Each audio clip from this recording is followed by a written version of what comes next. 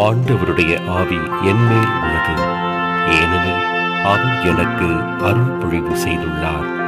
ஏழைகளுக்கு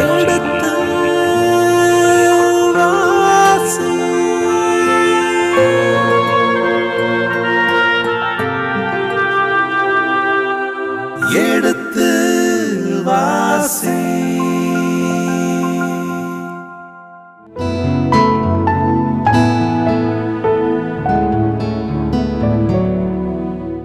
இனி இதயங்களே எடுத்து வாசி நிகழ்ச்சியில் சாமுவேலின் முதல் புத்தகத்துடனான விவிலிய விளக்கங்களுக்கு செவிமடுத்துக் கொண்டிருக்கின்றோம். கடந்த பகுதியின் தொடர்ச்சியை இன்று தொடங்குவோம். வாருங்கள் நிகழ்ச்சிகள் செல்வோம். உங்கள் சார்பாக தந்தை அவர்களுக்கு வணக்கம் சொல்லி நிகழ்ச்சியை தொடங்குவோம். வணக்கம் தந்தை அவர்களே.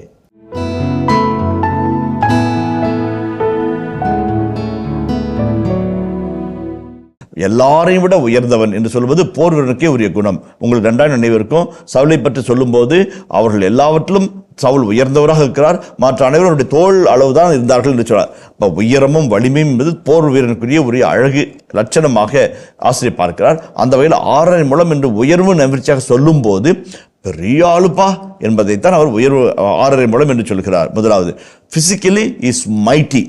இரண்டாவது அவனுடைய வெண்கல தலைக்கவசம் 57 கடையுள்ள வெண்கலத்தின மீன் சிதலை போன்ற மார்பு கவசம். தலைக்கு வெண்கல தலைக்கவசம் 57 கிலோ எடையுள்ள மீன் செதிலை போன்ற ஒரு மார்பு கவசம். ஈட்டி அடித்தாலும் அம்பு பஞ்சாலும் ஒன்றும் பண்ண முடியாது, ப்ரொடெக்டிவ் ஃபோர்ஸு. அதே போல் கால்களில் வெண்கல கவசமும் தோள்களுக்கிடையே வெண்கல எரிவேலும் அவன் அணிந்திருந்தான். ஈட்டிக்கோள் தறிக்கட்டையை போல பெரிதாக இருந்து. இப்போ நெசவு பண்ணுறாங்க இல்லைங்களா, நெசவில் தறிக்கட்டை ஓடும். தறிக்கட்டை ரொம்ப வலிமையாக இருக்கும். அது அங்கே டக்கு டக்கு டக்குன்னு அடிக்கல உடையாமல் இருக்கணும், வலிமையாகவும் அதே சமயத்தில் பருமனாக இருக்கும். அந்த இது அது சொல்லுது. அதை பாருங்கள், இந்த இடத்துல அவனுடைய ஈட்டியின் முனை எல்லாம் தலைக்கவசம் வெண்கலம், மார்பு கவசம் வெண்கலம், கால் கவசம் வெண்கலம், தோள்பட்டை எரிவாள் வெண்கலம். இது மட்டும் ஈட்டினுடைய முனை மட்டும் இரும்பால் ஆனது. அயன் எரிபெரிய முடியாத பெர்சல் என்பார்கள். பெர்சல் என்று சொன்னால் அயன் அல்லது இரும்பு. முதன்முறையாக இந்த வார்த்தை பயன்படுத்தப்படுகிறது. அப்போ விவிலியத்திலும் சரி அல்லது அண்மை தொன்மை கிழக்கு நாடுகள் இருக்கிற அகழ்வாராய்ச்சியில் காலங்களை பிரிப்பார்கள். கற்காலம், செப்பு காலம், வெண்கல பிரான்ஸ் ஏஜ், அப்புறம் iron age. Iron age iron age 1, iron age 2, iron age 3 என்று பிரிப்பார்கள். அந்த வகையில் பார்க்கின்ற பொழுது இந்த கோலியாத்து வருகின்ற பொழுது அயன் ஏஜ் ஆரம்பமாகிறது. அந்த பிரான்ஸை இரும்பை பயன்படுத்துகிற ஒரு தன்மை வந்துவிட்டது. நீதித்தலைவர் புத்தகம் நம்ம பார்த்தோம், அந்நாட்களில் ஈட்டியோ அல்லது அம்போ ஆயுதங்களையோ அல்லது மண்வெட்டியோ கடப்பாறையோ கூர்மைப்படுத்துவதற்கு அவர்கள் பிலிஸ்தீனிடம் தான் போக வேண்டி இருந்தது என்று ஒரு வார்த்தையை நம்ம பார்த்தோம். நீதித்தலைவர் புத்தகத்தில் பார்த்தோம் போர் முறைகள் சமயத்தில். அப்போ பார்க்கும்போது இரும்பை முதன்முறையாக பயன்படுத்துகிற பிலிஸ்தீனர்கள் இருந்திருக்கலாம் என்ற ஒரு செய்தியும் நம்ம இங்கே அறிந்து கொள்கிறோம்.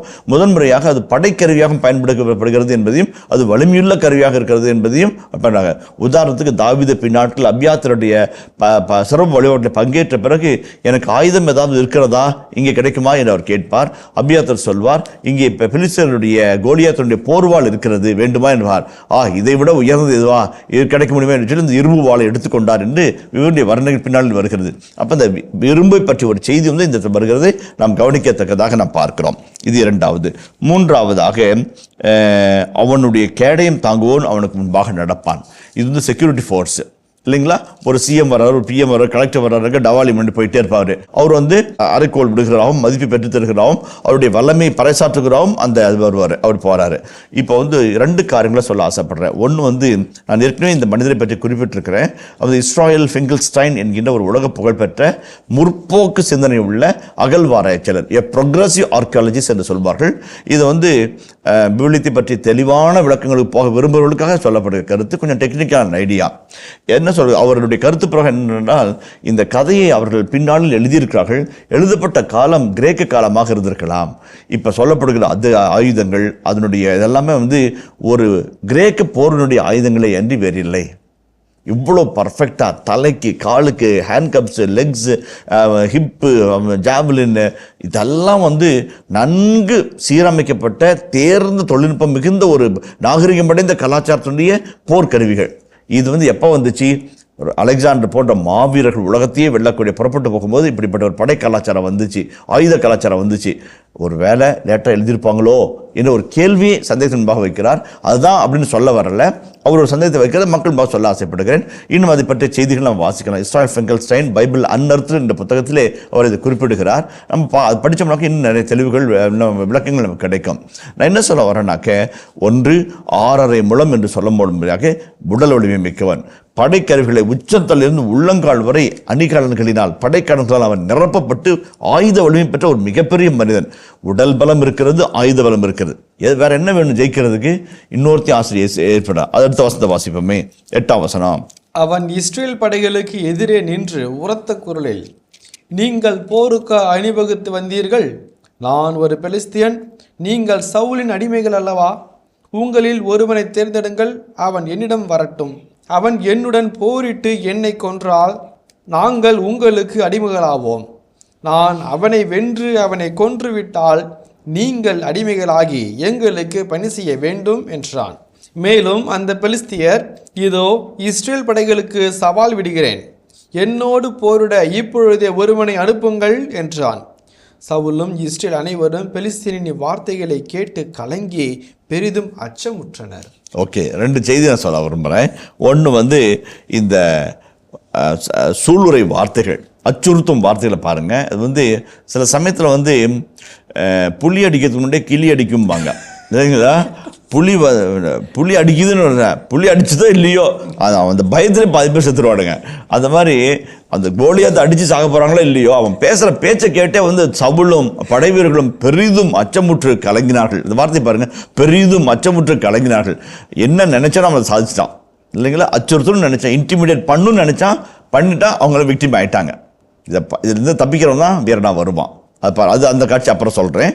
இப்போ இந்த இடத்துல அவன் உடல் வலிமை பெற்றவன், ஆயுத வலிமை பெற்றவன், அதுக்கு பின்னாடி சிறந்த ஆளுமை கொண்டவனாகிறான். தன்னுடைய வலிமை அறிந்தவன், தன் எதிரினுடைய குறையை உணர்ந்தவன் சவால் விடுகிறான்.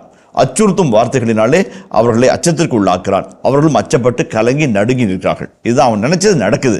ஆசிரியர் சொல்ல வந்தது, அவன் உடல் வலிமை மிக்கவன், ஆயுத வலிமை மிக்கவன். அவனுடைய வார்த்தைகள் வருகின்ற அச்சம் தரும் வார்த்தைகள் அவனுடைய ஆளுமையை பறைசாற்றுகிறது. அவன் சொல்றது, நீங்க சொன்ன அழகாக வார்த்தை வருது, நீங்கள் போருக்கு அணிவகுத்து வந்தீர்கள். டே, சண்டைக்கு வந்தீங்களாடா நீங்க? பின்ன எதுக்கு வந்தோம்? சண்டைக்கு தான் வந்தோம். ஆனால் கேட்கறதுல ஒரு நான் தப்பா வந்துட்டுமோ, அவனுக்கு ஒரு பயம் என்ன வரும் இல்லைங்களா? அதுதான், நான் பிலிஸ்தியன், நீங்கள் சவுலின் அடிமைகள். அதாவது தன்னுடைய உரிமைத்தன்மையும் தன்னுடைய உயர்ந்த குலத்தையும் தன்னுடைய மேன்மையான படை கலாச்சாரத்தையும் ஆயுத வலிமை அவன் சொல்லாமல், நான் ஒரு பிலிஸ்தியன், நீ அடிமைகள். யாருக்கு? அவனுக்கு காசுக்கு வாங்கிட்டு வேலை செய்கிற அடிமைகள். அடுத்த வருஷம் பாருங்க, உங்கள் உன்னை தேர்ந்தெடுங்கள், நான் என் சார்பாக வருகிறேன். போரிட்டு பாருங்களேன், என்னோடு போரிட்டு என்னை வென்றால்னு சொல்லலாம், போரிட்டு என்னை கொன்றாள். அதே மாதிரி நான் அவனை போரிட்டு கொன்றாள். அந்த வார்த்தையே நம்ம தேவையில்லை அந்த வார்த்தை இல்லைங்களா? ஹராக் என்கிற இப்ரேய வார்த்தைக்கு வெட்டி சாய்க்கிறது, அது வாழை கொலை அப்படி வெட்டி சாய்க்கிற மாதிரி ஹராக் என்ற வார்த்தைக்கு வெட்டி சாய்த்தல். நீ என்னோட போரிட்டு வென்றாள்னா இல்லை, என்னை கொன்றாள்.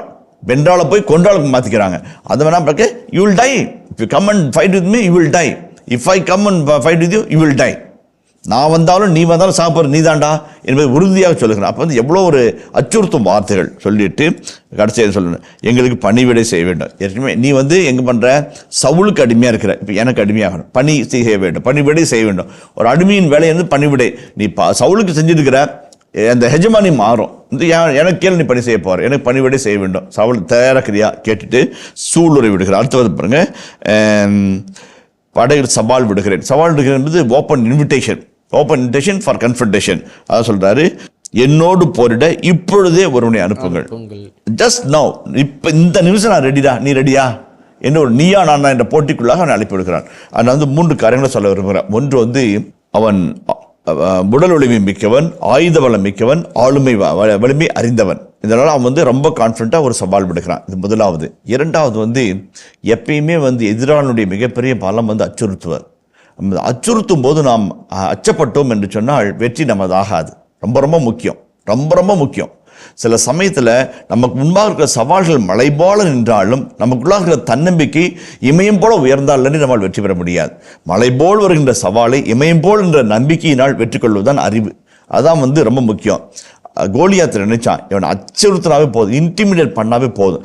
The only weapon that Satan has, the only weapon that the negative force has against us is fear. Intimidate, அச்சுறுத்து, பயமுறுத்து. இப்படி பண்ணல நீ செத்த. அதை சொல்லுவாங்க. ஐயோ அப்படி ஆயிருமோன்ற பயத்தில் நம்ம போராட திறனை, நம்முடைய போராடும் தன்மையே நம்ம இழந்து போயிடுவோம். இந்த 1 சாமுவேல் 17ஆம் அதிகாரம் 4 முதல் 7 வரல இறைவார்த்தைகளில் நாம் கோலியாத்தினுடைய வர்ணனை பற்றி செய்தியில் உடல் வலிமை, ஆயுத வலிமை மற்றும் ஆளுமை வலிமை பற்றி ஆசிரியர் சொல்லுகிறார். இந்த ஆளுமை வலிமை சொல்லும்போது உளவியல் யுத்தத்தை அவர் நடத்துகிறார். அந்த கோலியாத்து வார்த்தை ஒரு சவால் அல்ல, ஒரு சூளுரை அல்ல, ஒரு உளவியல் யுத்தம், அந்த ஒரு சைக்காலஜிக்கல் வார் நடத்துகிறார். என்னென்னா, டே நான் பிலிஸ்தியன், நீ அடிமை, வந்து பாடுறான் போதிக்கலாமான்னு. அவன் நிற்கிறதும், அவன் உயரம், அவன் பேசுகிற விதம், அவனுடைய ஆயுதம் அச்சுறுத்தும் விதமாக தன்னை முன்னிலைப்படுத்தி அவன் மீது அச்சத்தை திணித்து அவனை அடியோடு தரைமட்டமாய் நீ எனக்கு சரியான எதிரியே கிடையாது என்ற எண்ணத்தை அவன் மனதிற்குள்ளாக புகுத்துக்கிறான். இந்த இன்டிமிடேஷன் என்பது மிகப்பெரிய ஒரு சைக்காலஜிக்கல் வார் டெக்னிக் என்று சொல்வார்கள். ஒரு சிறிய நிகழ்வை குறிப்பிட ஆசைப்படுகிறேன். இன்றைக்கும் அமெரிக்காவிலே பேருந்துகளில் போடுகின்றால் ஒரு மஞ்சள் கலர் இருக்கை இருக்கும். அது வந்து ரோசா பார்க் இதில் எழுதப்பட்டிருக்கும். எதற்காக என்றால் 1913களிலே நிறைவேறி கொள்கை தலைவிரி தாண்டவமாடிய ஒரு கொடூரமான நேரம் அது. இந்த ஆப்பிரிக்கா வம்சாவளியை சார்ந்த ரோசா பார்க் என்ற சகோதரி முதன்முறையாக பேருந்தில் ஏற உரிமை கேட்டார். ஏறிய பிறகு நிற்காமல் உட்கார இடம் கேட்டார். உட்கார்ந்து நான் பயணம் செய்ய எனக்கு உரிமை உண்டு என்று போராடினார். அவர் வாய் திறந்து முதலாய் தெரிவித்த எதிர்ப்பு போராட்டம் இன்றைக்கு வலுப்பெற்று உலகளவே ஒரு வெற்றியை அவர்களை பெற்றுத்தந்தது. மார்ட்டின் லூதர் கிங் ஜூனியரோடு இணைந்து அவர் பல இடங்களிலே செயலாற்றியிருக்கிறார். எதுக்காக என்றால், அச்சுறுத்தும் தன்மை கொண்ட ஒரு உலகத்தின் மத்தியிலே அச்சப்படாத ஒரு மனிதன் வருகிறான் என்று சொன்னால் அவன் தான் வெற்றியின் வித்து. அதை நம்ம புரிஞ்சுக்கணும். இந்த ஒரு சாதாரண கருப்பின வம்சாவளியை சேர்ந்த சகோதரி தன்னுடைய தாழ்மைப்படுத்தும் தன்மையையும் தன்னை சிறுமைப்படுத்தும் மனிதர்களையும் எதிர்த்து ஒரு எதிர்ப்பு குரல் எழுப்புகிறார். அச்சுறுத்தும், தண்டனைக்கு உள்ளாக்குற அல்லது பல்வேறு விதமான பயங்களுக்கு நம்ம உள்ளாக்குற சக்திகள் மத்தியிலே அச்சப்படாமல் இருப்பதுதான் சிங்கம். அப்படிப்பட்ட ஒரு சிங்க மனப்பான்மையோடு அவர்களை தான் சிங்க பெண்ணே என்கிறோம். அப்படிப்பட்ட ஒரு சிங்க பெண்ணை தான் ரோசா பார்க்க. இந்த ரோசா பார்க்கை போல நாம் பல சமயங்களில் நம்மை சுற்றி இருக்கிற அச்சுறுத்தல்களுக்கு இரையாகாமல் எதிர்த்து இருக்கக்கூடிய சிங்க பெண்ணாக, சிங்க மகனாக நாம் வெளி அடைக்கிறது முக்கியம். முதலாவது. இரண்டாவது, நம் மனித வாழ்வில் தோல்வியினுடைய முதற்படி என்பது பயம். வெற்றியுடைய முதல் படி என்பது அஞ்சாமை. பயப்படக்கூடாது. விவிலியத்தில் அல் தீரா என்று வார்த்தை வருகிறது. அல் என்றால் நாட், தீரா என்றால் பயம். பயப்படாத, அஞ்சாதே என்று 360க்கும் மேற்பட்ட இடங்கள் வருகிறது. எதை குறித்து காட்டுகிறது? கடவுள் சொல்கிற முதல் வாக்குறுதி, அவருடைய முதல் வாக்குறுதி அஞ்சாதே, பயப்படாத, ஃபியர் நாட். அது வந்து ஒரு ஆற்றுப்படுத்த, தம்பி பயந்துக்காதப்பா, ஃபியர் நாட் கட்டளை. It's imperative command of God that we should not fear. எதுக்காக? தீமை செய்கிறவர்களை, அச்சுறுத்தல்களை பணத்தால், ஜாதியினால், மொழியினால், இனத்தினால், பிரிவுபடுத்தும் தன்மையினால், அதிகாரத்தினால், அரசியலினால் நம்மை பயமுறுத்துகிற எந்த சக்தியும் கொண்டு அச்சப்படக்கூடாது. அச்சப்பட்டோம் என்றால் நாம் அடிமையாகிறோம் என்று அர்த்தமாகும். அந்த அடிமைத்தனத்தை அகற்றுவது அச்சமில்லாத தன்மை. ஆகவே தான் முறுக்கு மீசைக்காரன், முண்டாசு தலைக்காரன் சொன்னான், அச்சமில்லை, அச்சமில்லை, உச்சி மீது வாண்டிருந்து விழுகின்ற பொழுதும் அச்சமில்லை என்று சொன்னான். அந்த அஞ்சா தன்மை தான் வந்து நம்மை வெற்றி பெற பாதையில் பயணிக்க வைக்கக்கூடிய ஒரு உன்னதமான சக்தி. இந்த இடத்துல கோலியாத் அதை கரெக்டாக பயன்படுத்துகிறான். அச்சுறுத்துகிறான், சூழ்நிலைக்கிறான், சவால் விடுகிறான். அந்த சவாலுக்கும் அச்சத்திற்கும் அச்சுறுத்தும் வார்த்தைகளுக்கும் நடுங்கி போன ஒரு மனிதர்களாகத்தான் அந்த ஆன்டி ஹீரோவாகிய சவுலும் அவருடைய படைகள் இருக்கிறாங்க.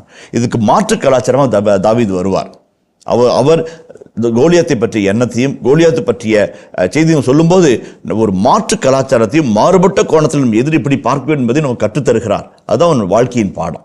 நம்ம தொடர்ந்து போவோம். இந்த இரண்டாம் காட்சி அமைப்பு தாவீது சவுலின் பாளையத்தில் வருவதை போல இருக்கிறது. நன்றாக நினைவிருந்தால் தெரியும், நாம் சவுல் மனக்கலக்கத்திலும் தீ ஆவி பிடித்த நிலையிலும் தாவீது வரவழைக்கப்பட்டு அங்கே இசையமைப்பாளராக, இசைக்கருவி மீட்டுகிறவராக அறிமுகம் செய்யப்பட்டார். ஆனால் இந்த இடத்துல மீண்டும் ஒரு முறை அவர் அறிமுகம் செய்யப்படுகிறார். எப்படி அவர் சவுலின்பாக வந்து இருக்கார் என்பதை பற்றிய செய்தியை இந்த பகுதி தாங்கி வருகிறது. 12 முதல் 18 வரல இறைவார்த்தைகள். இதை 2 பகுதிகளாக பிரிக்கலாம். 12 முதல் 16 ஒரு வார்த்தையை ஒரு பகுதியாகும். 17, 18 இரு பகுதியாக நம்ம பிரிக்கிறோம். நம்ம விவாதத்துக்குள்ளாக போவோம். தாவீது யூதாவின் பெத்லகேமை சார்ந்த எப்ராத்தியரான ஈசாய் என்பவரின் மகன். ஈசாய்க்கு 8 புதல்வர் இருந்தனர். சவுலின் காலத்திலேயே ஈசாய் மிகவும் முதிர்ந்தவராயிருந்தார். இவருடைய மூத்த புதல்வர் 3 சவுலுடன் போருக்கு சென்றிருந்தனர். அம்மூவரில் மூத்தவன் பெயர் எலியாபு, அடுத்தவன் பெயர் அமினதாபு, மூன்றாமவன் பெயர் சம்மாகு. தாவீது எல்லோருக்கும் இளையவன். மூத்தவர்களாகிய அம்மூவர்களே சவுலோடு சென்றிருந்தனர். ஆனால் தாவீது சவுலை விட்டு திரும்பி சென்று பெத்லகேமில் தன் தந்தையின் ஆடுகளை மேய்த்து கொண்டிருந்தார். அந்த பெலிஸ்தியன் காலையிலும் மாலையிலும் 40 நாள்கள் இவ்வாறு சவால் விட்டான். ஓகே, இப்போ 2 காட்சி பண்ணுறோம். ஒன்று அங்கே பிலிஸ்தீன் படையிலிருந்து கோலியாத் வந்தான். அவன் உயரம் 6.5 முழம், தலையில் காலில் என்று காட்சி அமைப்பு சொன்ன ஆசிரியர் அதற்கு மாறான ஒரு எளிய நடையை தாவீது பயன்படுத்துகிறார். தாவீது மிகுந்த வனப்பும் எழில் மிகுந்த உடலும் அழகிய கண்களும் சூரியனை போன்ற ஒரு பிரகாசமும் அப்படிலாம் சொல்லலை. என்ன சொல்றாரு? அவன் போகும்போது அந்த உயர்வு நவிர்ச்சி அங்கே என்றால் அங்கே தாழ்வு நவிர்ச்சி அணியாக சொல்கிறார். என்ன சொல்றாரு பாருங்களேன். தாவீது யூதாவின் பெத்லகேமை சார்ந்த எப்ராத்தியரான ஈசா என்பவர் மகன். சாதாரண எளிய எபிரேய சமூகத்தில் எப்படி ஒரு அறிமுகப்படுத்துறாங்களோ அதே மாதிரி சிம்பிளா 1 சாமுவேல் 17ஆம் அதிகாரம் 4 முதல் 7 வரை மற்றும் 7 முதல் 11 வரை வார்த்தைகளில் கோலியாத்தை மிக அற்புதமான வார்த்தைகளினாலே உயர்வு நவிர்ச்சியாக அறிமுகப்படுத்திய இணைச்சட்ட வரலாற்று நூலாசிரியர் அதற்கு மாற்று கலாச்சாரம் அவர்கள் தாவீதை பற்றி பேசும்போது என்னுடைய வார்த்தைகள் நான் சொல்றேன், தாழ்வு நவிர்ச்சியாக ஒரு இயல்புக்கும் குறைவான வார்த்தைகளினாலே அவரை பயன்படுத்துகிறார், அறிமுகப்படுத்துகிறார் என்பதை நான் நினைக்கிறேன். உதாரணத்துக்கு பாருங்களேன், தாவீது யூதாவின் பெத்லகேம் ஜாகிரபிக்கலா பெத்லகேமை சார்ந்தவர், எப்ராத்தேனாகிய ஈசாயின் மகள். அந்த ஈசா எப்படிப்பட்டவர்? சவுலின் காலத்திலேயே அவர் வயது முதிர்ந்தவராக இருக்கிறார். அவர் ரொம்ப முன்ன பெரிய பவர்ஃபுல்லான ஆள் கிடையாது, ரொம்ப வயசானவர். அவருடைய 3 பசங்க இதில் ஒர்க் பண்ணிட்டு இருக்கிறாங்க, படையில் ஒர்க் பண்ணிட்டு இருக்கிறாங்க. சரிங்களா? அபினதாப் இருக்கிறாரு, அப்புறமேட்டு சம்மாகு இருக்கிறாரு, எலியாப் இருக்கிறார். 3 பேரும். இந்த 3 பேரும் ஏற்கனவே நம்ம 16ஆம் அத்தியாயத்தில் சந்திச்சிட்டோம். தாவீதுடைய அருள்பொழிவுல திருப்பொழிவுல சந்திச்சிட்டோம். ஆனால் ஆசை மறுபடியும் சொல்றாரு, 3 படையில வேலை செஞ்சுட்டு இருக்கிறாங்க. இவர்கள் எல்லாருக்கும் இளையவன் தாவீது. பாருங்களேன், தாவீது எல்லாருக்கும் இளையவன். அந்த வார்த்தை பாருங்க, எல்லாருக்கும் இளையவன்.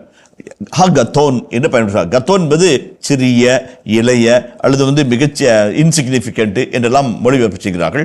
அந்த வகையில் பார்க்கும்போது இளையவன் என்றால் ஒன்றும் ரொம்ப பொசுக்குன்னுக்கிறான்பா, அவன் ஒப்புக்கு சப்பானிப்பா என்ற மாதிரி சொல்லி அப்படி மேலே கொண்டுப்பார். இது ஒரு விவரிப்பு யுக்தி, ஆசிரியருடைய கதை சொல்லும் நேர்த்தி.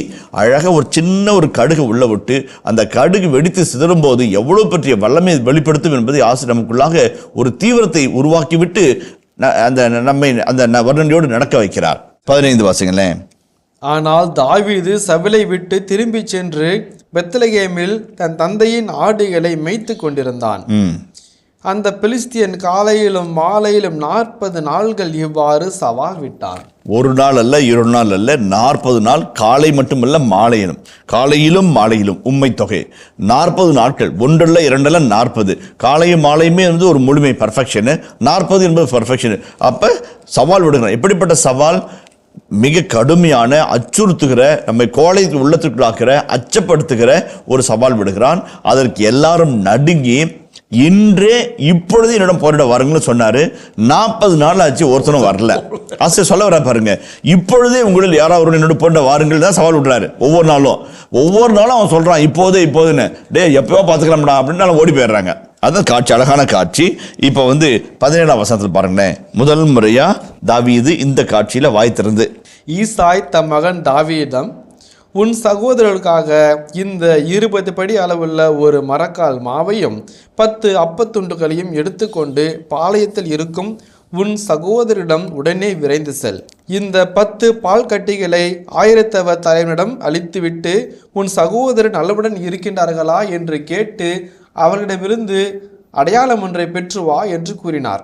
அப்பொழுது சவுலும் அவர்களும் இஸ்ரேல் அனைவரும் ஏலா பள்ளத்தாக்கில் பிலிஸ்தியருடன் போரிட்டு கொண்டிருந்தனர். ஓகே, 2 காட்சி. ஒன்று அப்பா மகன்ட்டு சொல்றாரு, மகன் புறப்பட்டு வர இருக்கிறார். இந்த காட்சி சூழலை விவரிக்கிறார். இப்போ தாவீது ஏன் எப்படி வந்தான் எருசலேமுக்கு, எப்படி கோலியாத்தை பற்றி கேள்விப்பட்டான், எப்படி சவுல் மண்டை நின்னான், அதுக்கான அழகான பின்னணி செய்தியாக சொல்றாரு. இதெல்லாம் தயாரிப்பு நிகழ்வுகள். இப்போ அதான் சொல்றேன், ஆசிரியர் இப்படி சின்ன சின்ன செய்தியை சொல்லும்போது எப்படா கடா வெட்டுவாங்க என்ற ஒரு எண்ணத்தை நமக்குள்ள ஏற்படுத்தி, எப்பொழுது போர் அந்த சண்டை எப்ப என்று ஒரு மறைமுக ஒரு பரபரப்பை நமக்குள்ள உருவாக்குகிறார். அப்போ வந்து இந்த இடத்துல சொல்லும்போது அப்பா சொல்கிறாரு 2 கேலிங் என்கிற ஒரு வீடியோ வரலாற்று சொல்கிறாரு, தாவீது கையில் கொடுக்கப்பட்ட பால் கட்டிகளும் வார்கோதுமை அப்பங்களும் இன்னும் பிற தின்பண்டங்களும் அந்த படை வீரர்களுக்கு போதுமான உணவாக இருக்கிறது. 1 நாளைக்கோ 2 நாளைக்கும் குடும்பத்தில். இப்படித்தான் துவக்க காலத்தில், மன்னராட்சியின் துவக்க காலத்திலே படை வீரர்களானது பராமரிக்கப்பட்டார்கள். ஒவ்வொரு குடும்பமும் அவங்களுக்கு பக்கா போராடுகிற பிள்ளைகளுக்கு சப்சிடி கொடுக்கறது, உதவி பண்ணுறது என்றும் ஒரு வார்த்தையை சொல்லுகிறார். அப்படிப்பட்ட பழக்க வழக்கங்கள் சிற்றரசுகளிடையே இருந்த வழக்கமாக இருந்தது என்றும் பிற நாடுகளின் கலாச்சாரத்தில் ஆசிரியர் குறிப்பிட்டு சொல்லுகிறார் என்பதை நம்ம பார்க்கலாம். அந்த வகையில் பார்க்கும்போது 40 நாள் சவால் விடுகிறார். 40 நாள் சவால் விடுகிறார். அந்த இடத்துல ஒன்று பார்த்தீங்களேன், 3 அதிகாரத்தில் நாபாஸ் என்கின்ற ஒரு மனிதன் கடவுளை பற்றி பழித்து பேசும்போது சவுல் கோபப்பட்டு அவனை கொன்று போட்டார் இல்லைங்களா, நான் படிச்சிருக்கோம். ஆனால் இந்த இடத்துல கோலியாத்து கடவுளை பழித்து பேசுகிறான். நீங்கள் சவுலின் அடிமைகள், நான் பிலிஸ்தியன், வந்து போராடு என்றெல்லாம் சவுல் விடுகிறான், சூழ்நிலை விடுகிறான். ஆனால் அவன் வந்து கோபப்படலை. ஏன்? அப்போ ஆண்டவரோடு இருந்தார், ஆண்டவர் அவரோடு இருந்தார். இப்போ ஆண்டவர் அவரோடு இல்லை, ஆண்டவர் யாவர் மீது தங்கவில்லை இல்லைங்களா. அந்த காட்சி ரொம்ப அழகான காட்சி. நமக்குள்ளாக வருகிற அரச்சினம், நீதியின் தாகம், நீதியின் பால் வருகின்ற பற்றுறுதி ஆண்டவர் நம்மோடு இருக்கும்போது மட்டும்தான் வரும். கடவுள் நம்மளிருந்து இல்லை, கடவுளுடைய யாவர் நம்மள செயல்படலை அப்படின்னாக்க நீதியின் பால் தாகமோ அநீதி கண்டு பொங்குவதோ இருக்கவே இருக்காது. ரொம்ப முக்கியமான ஒரு காரணம் அது. நமக்குள்ளாக ஒரு நீதியின் அரச்சனம் வருகிறது என்றால், நீதி பற்றி ஒரு தாகம் வருகிறது என்று சொன்னால், நீதிக்காக குரல் எழுப்ப வேண்டும் என்கிற ஒரு வைராக்கியம் நமக்குள்ளாக பிறக்கிறது என்றால், ஆணுடைய ஆவியானவர் உயிரோடு நம்ம வாழ்கிறார் என்று அர்த்தமாகும். அதுதான் ரொம்ப அழகான quality of a prophet, a quality of a revolutionary in to establish kingdom of God. அறச்சினம் என்பது, அந்த நீதியின் தாகம் என்பது தூயாவின் அடையாளத்தை உங்களால் சுட்டி காட்டுகிறது. நம்ம அடக்கக்கூடாது, நம்ம வந்து அது வந்து மழுங்க பண்ணக்கூடாது, அதனுடைய குரலை கேட்காம நம்ம இருக்கக்கூடாது. அப்படி கேட்டவர்கள் தான் சபை நிறுவனர்களாக அல்லது வந்து மிகப்பெரிய தொண்டு ஆற்றும் புனிதர்களாக மாறியிருக்கிறார்கள் என்பதை நம்ம மறந்துவிடக்கூடாது. அந்த வகையில் பார்க்கும்போது இந்த இடத்துல தாவீது அந்த அதே சவாலை கேட்கிறார். சவுல் அந்த சவாலை 40 நாள் கேட்டார். 300 நாள் வெகுண்டிருந்து ஆண்டவருக்கு எதிராக பேச கொன்றொழித்த அதே சவுல் இப்போது அமைதியாக இருக்கிறார். புதிதாக இந்த தாவீது எப்படி பதில் சொல்லுகிறார் என்பதை பிற்பகுதி நமக்கு விளக்கி சொல்கிறது. இப்போ பாருங்களேன், இந்த இடத்துல வந்து 20ஆம் வசனம். தாவீது விடியற்காலையில் எழுந்து ஆடுகளை காவலன் ஒருவனிடம் ஒப்படைத்துவிட்டு உணவுப் பொருள்களை எடுத்துக்கொண்டு ஈசாய் தமக்கு கட்டளையிட்டவாறு புறப்பட்டு சென்று பாசறையை அடைந்தார். அப்பொழுது இஸ்ரேலின் படைகள் அணிவகுப்பு நடத்தி போர்க்குரல் எழுப்பினர். இஸ்ரேலரும் பெலிஸ்தியரும் எதிரெதிராக அணிவகுத்து நின்றனர். தாவீது தாம் கொண்டு வந்தவற்றை பொருள்களை பாதுகாக்கும் காவலர் பொறுப்பில் ஒப்படைத்துவிட்டு போர்க்களத்துக்குள் ஓடினார்.